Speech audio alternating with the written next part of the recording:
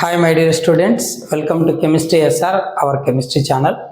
In this video, we are going to discuss about substitution nucleophilic unimolecular reaction. Nothing but SN1 reaction.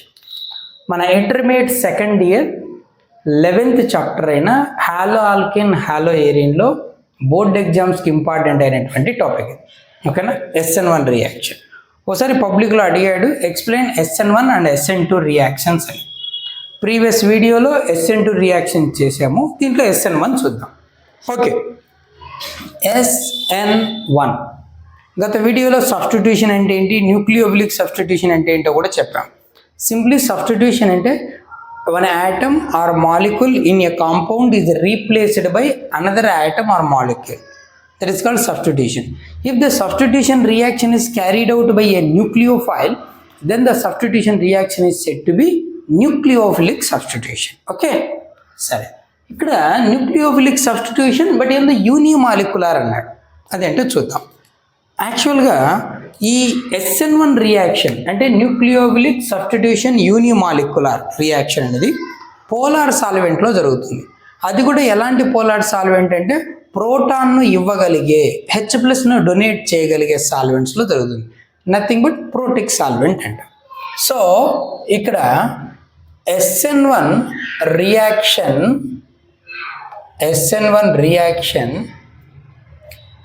is carried out in a polar protic solvent. Polar protic solvent అంటే ఎవరు, జనరల్గా water తీసుకోవచ్చు, acetic acid తీసుకోవచ్చు CH3COOH, అలాగే ethyl alcohol తీసుకోవచ్చు C2H5OH etcetera. ఇలాంటి polar protic solvent ప్రజెన్స్లో SN1 reaction జరుగుతుంది. సరే, ఇప్పుడు ఈ రియాక్షన్ ఏంటో చూద్దాం. ఇక్కడ నువ్వు టెర్షరీ బ్యూటైల్ హాలైడ్ తీసుకోవాలి. సింప్లీ టెర్షరీ బ్యూటైల్ బ్రోమైడ్ తీసుకుందాం. So the reaction between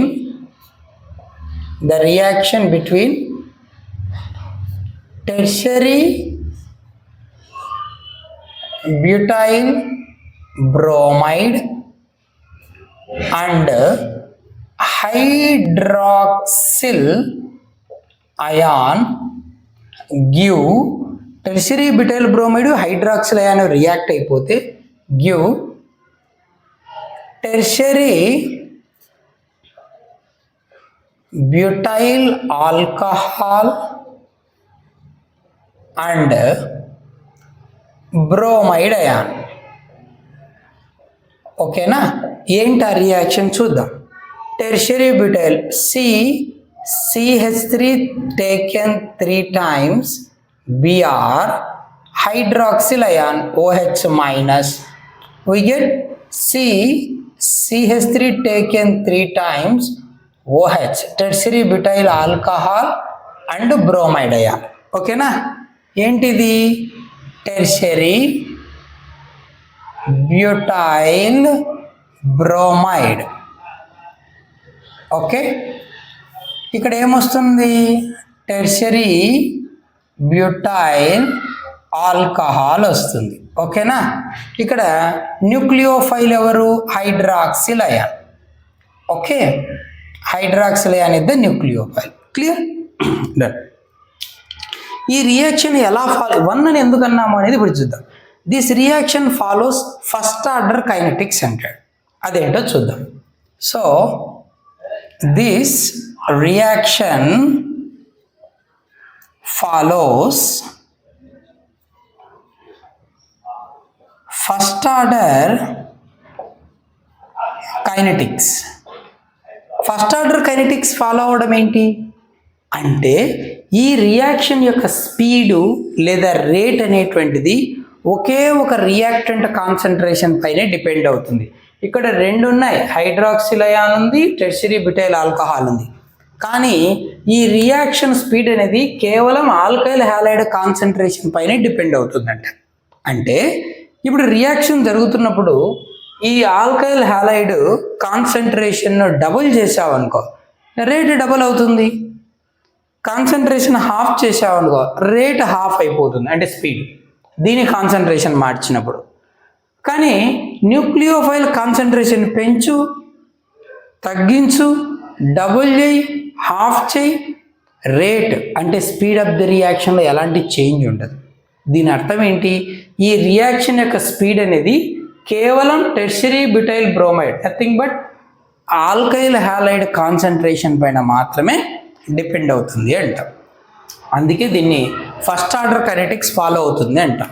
nothing but it means లేదా that is rate depends only on the concentration of alkyl halide. ఎవరిపైన డిపెండ్ అవుతుందంటే రేటు కేవలం ఆల్కైల్ హ్యాలైడ్ కాన్సన్ట్రేషన్ పైన depend అవుతుంది. అంటే rate is directly proportional to alkyl halide active mass. ఓకేనా? లేదా ఇలా పైన 1 పెట్టేసి న్యూక్లియోఫైల్ యాక్టివ్ మాస్ పవర్ 0 అని పెట్టచ్చు. అంటే న్యూక్లియోఫైల్ కాన్సన్ట్రేషన్ పైన డిపెండ్ అవ్వట్లేదు, కేవలం ఆల్కైల్ హ్యాలైడ్ కాన్సన్ట్రేషన్ పైన మాత్రమే డిపెండ్ అవుతుంది. ఒక మాలిక్యూల్ కాన్సన్ట్రేషనే రేటుని డిసైడ్ చేస్తుంది. So that called as unimolecular reaction. ఓకేనా? సో ఇలా రాయొచ్చు. లేదంటే ఎనీథింగ్ పవర్ 0 1ఏగా, సో ఇది రాయకపోయినా ఏం కాదు. ఓకేనా? So simply we can erase it. So this is the relation between rate and alkyl halide. So rate of a reaction depends on the concentration of alkyl halide only. Okay, సరే. ఇక్కడ ఈ reaction 2 స్టెప్స్లో involve అవుతుంది. So this SN1 reaction, nothing but this reaction involves in 2 steps. 2 స్టెప్స్లో జరుగుతుందంట ఈ reaction. ఓకేనా? ఆ 2 steps ఏంటి, ఏం జరుగుతుందనేది చూద్దాం. ఫస్ట్ స్టెప్లో ఏం జరుగుతుందంటే స్టెప్ 1. ఫస్ట్ స్టెప్లో ఏం జరుగుతుందంటే మన ఆల్కైల్ హ్యాలైడ్ దగ్గర ఉన్నటువంటి హాలోజను ఆ పోలార్ కోవలెంట్ బాండ్ ఉంది కదా, కార్బన్ బ్రోమిన్ బాండ్ బ్రేక్ చేసుకొని బయటికి వెళ్ళిపోతుంది. So the polar bond between carbon and halogen cleaves to give planar carbocation. Planar carbocation వస్తుందంట. ఎలాగా చూడు, ఇప్పుడు మన దగ్గర ఉన్నది ఇది కదా, tertiary butyl bromide CH3 CH3 CH3 tertiary butyl bromide కదా. పోలార్ ప్రోటిక్ సాల్వెంట్లో ఆ సాల్వెంట్ ఎఫెక్ట్ అనమాట ఇక్కడ. దానివల్ల ఏమవుతుందంటే బాండ్ క్లీవ్ అయిపోయి స్లోగా బ్రోమైడ్ అయాన్ వచ్చేస్తుంది, Br-. ఓకేనా? ఇక్కడ కార్బన్ దగ్గర ఏమున్నాయి, 3 మిథైల్ గ్రూప్స్ ఉన్నాయి కదా. So carbon CH3 CH3 and then CH3. Carbon gets a positive charge, a carbocation is form. ఓకేనా? ఈ ప్లేనార్ కార్బోకేటయాన్, ప్లేనార్ కార్బోకేటయాన్. ఎట్లా ప్లేనార్ కార్బోకేటయాన్? 1 సెకండ్ చూడు. ఓకే, ముందు ఏముంది నేను టెట్రాహెడ్రల్ జామెట్రీ కదా. సో లైక్ దిస్ 1 2 3 పైకి 1 ఇలా 4 ఉన్నాయి. ఓకేనా? ఇదే కదా ముందున్నది tetrahedral geometry. 1 bond towards the observer, 1 away, 2 bonds in the plane. Tetrahedral geometry ఇలా ఉన్నాయి మాలిక్యూల్. ఫర్ ఎగ్జాంపుల్ ఇది బ్రోమిన్ అనుకో. సో ఈ బాండ్ క్లీవ్ అయిపోయింది. ఎప్పుడైతే బాండ్ క్లీవ్ అయిపోతుందో కార్బన్ దగ్గర 3 బాండ్సే కదా. So they get geometry. ఏ geometry? Planar trigonal. Trigonal planar geometry, ఒకే ప్లేన్లో ఉన్నటువంటి 3 బాండ్స్ ఉంటాయి. Planar, trigonal, bisecting with 120 angle, bond angle 120. ఎప్పుడైతే ఈ ప్లేనార్ కార్బోకేటయాన్ ఫామ్ అవుతుందో ఈ ప్రాసెస్ ఎట్లా జరుగుతుందంటే స్లోగా జరుగుతుంది. ఎలా జరుగుతుంది? స్లోగా, స్లో క్లీవేజ్. సో ఈ ప్రాసెస్ ఏమని చెప్పొచ్చు? స్లో స్టెప్ అని చెప్పొచ్చు. స్లో స్టెప్ అంటే ఏంటి? మనం రేటును డిటర్మైన్ చేయొచ్చు, అంటే ఈ స్టెప్ యొక్క స్పీడ్ను మెజర్ చేయొచ్చు.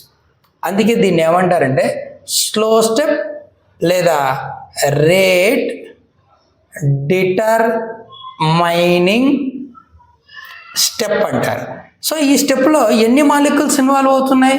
కేవలం ఆల్కైల్ హ్యాలైడ్ అనే ఒకే ఒక్క మాలిక్యూల్ ఇన్వాల్వ్ అవుతుంది. కాబట్టి uni molecular, uni means 1. So rate determining step లేదా స్లో స్టెప్లో ఒకే ఒక మాలిక్యూల్, అది కూడా ఆల్కైల్ హ్యాలైడ్ ఒక్కడే ఇన్వాల్వ్ అవుతుంది. కాబట్టి దీన్ని యూని మాలిక్యులార్ రియాక్షన్ అంటారు. ఓకేనా? ఎందుకంటారంటే ఇది విషయం. సరే, ఇప్పుడు వచ్చిన ప్లేనార్ కార్బోకేటయాన్ దగ్గరికి ఎవరు రావాలి? న్యూక్లియోఫైల్. న్యూక్లియోఫైల్ అటాకింగ్ ఇక్కడ ఫాస్ట్. ఎందుకు? కార్బోకేటయాన్ ఎవరు అడ్డుపడే వాళ్ళు లేరు, ప్లేనార్ ఉంది. న్యూక్లియోఫైల్ ఇలా పైనుంచి అయినా వచ్చి అటాక్ చేయొచ్చు, ఇలా కింద నుంచి అయినా అటాక్ చేయొచ్చు. ఓకేనా? So like this or like this. So the second step is very fast.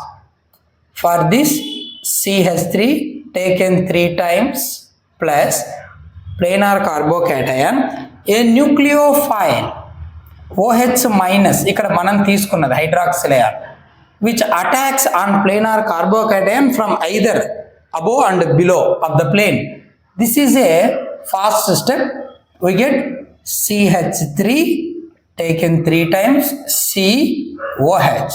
We get tertiary butyl alcohol. ఇలా సెకండ్ స్టెప్లో టెర్షరీ బ్యూటైల్ ఆల్కహాల్ వచ్చేస్తుంది. ఓకేనా? ఇది నేనా మనకు 2 స్టెప్స్, ఇలా 2 స్టెప్స్లో ఇన్వాల్వ్ అవుతుంది. ఫస్ట్ స్టెప్లో కార్బోకేటయాన్, సెకండ్ స్టెప్లో ఆల్కహాల్ వచ్చేస్తుంది. ఓకేనా? సరే, ఇక్కడ మనం గుర్తుపెట్టుకోవాల్సిన మరొక విషయం ఏంటంటే స్టెప్ 2 ఇది. ఓకే, గుర్తుపెట్టుకోవాల్సిన విషయం ఏంటంటే ఇక్కడ ఫామ్ అయ్యే కార్బోకేటయాన్ స్టేబుల్ అయితే న్యూక్లియోఫిలిక్ సబ్స్టిట్యూషన్ ఫాస్ట్గా జరుగుతుంది. అంటే if the stability of carbocation formed in step 1 is greater, the ease of formation of SN1 reaction is greater అంట.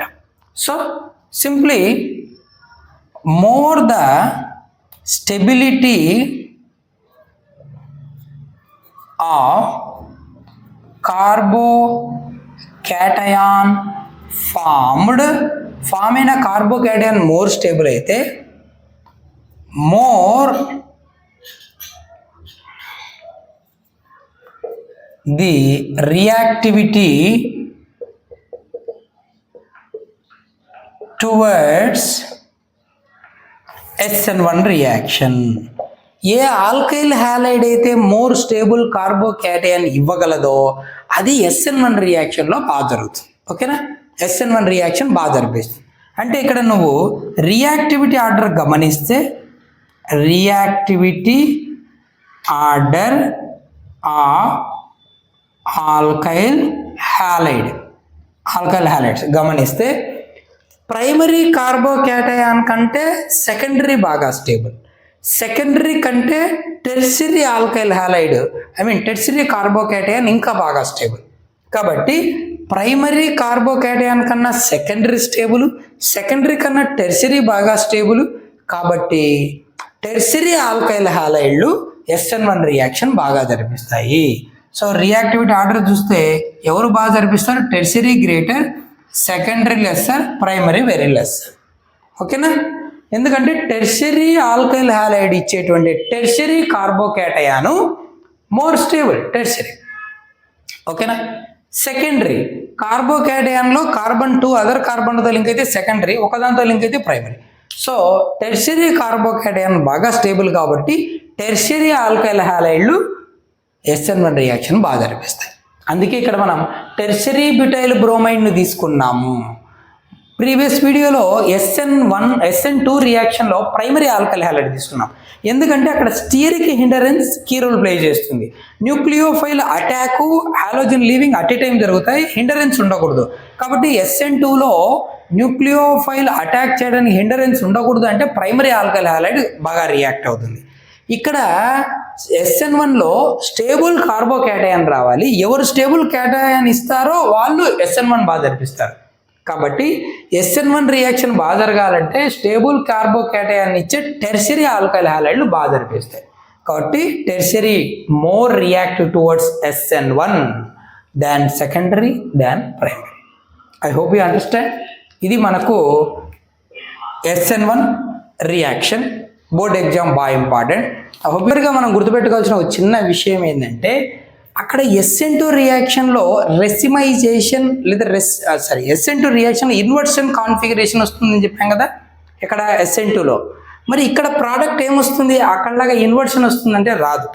సో రిటెన్షన్ ఆఫ్ కాన్ఫిగరేషన్, ఓకేనా, రిటెన్షన్ లేదా ఏమని చెప్పొచ్చు అంటే కాన్ఫిగరేషన్ ముందు ఎలా ఉందో ఆల్కలీ హాలైడ్ అది అలాగే రీటైన్ అవుతుంది, సేమ్ కాన్ఫిగరేషన్ అని చెప్పొచ్చు. ఓకే, కానీ ప్రోడక్ట్ ఏమొస్తుందంటే ఇక్కడ మనకు కార్బోకేటయాన్ ప్లేనార్ అన్నాం కదా, ప్లేనార్ ట్రైగోనల్ ప్లేనార్ కార్బోకేటయాన్ వస్తుంది కదా.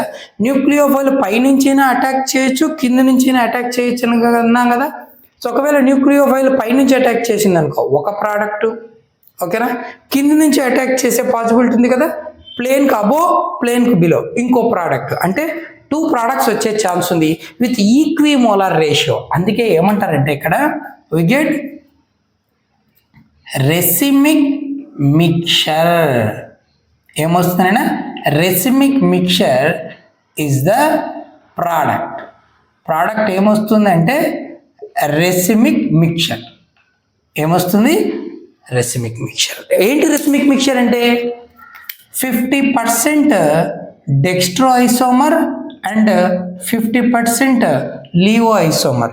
ఈక్విమోలార్ ratio of dextro and laevo isomer is called racemic mixture. ఓకేనా, స్టీరియో కెమిస్ట్రీలో డిస్కస్ చేయొచ్చు, మన బోర్డ్ ఎగ్జామ్స్కి అంత అవసరం లేదు. ఇది కూడా రాయక్కర్లేదు. In SN1 reaction the product is inversion retention configuration అంటే సరిపోతుంది, లేదా వి గెట్ రెసిమిక్ మిక్చర్ అని అన్నా సరిపోతుంది, అంతే.